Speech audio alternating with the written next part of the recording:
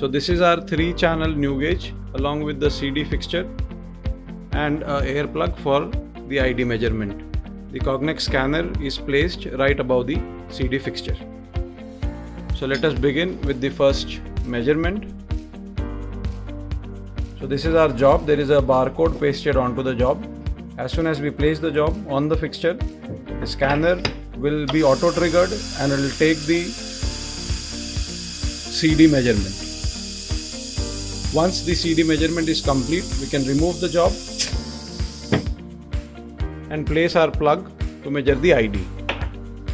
As soon as the plug is placed, the screen automatically shifts to that reading and the cycle is completed and the files get transmitted over our smart server utility.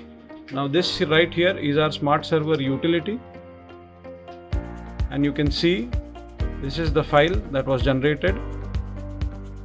We can open the file and look at the actual readings along with timestamp and the serial number that was identified by the scanner.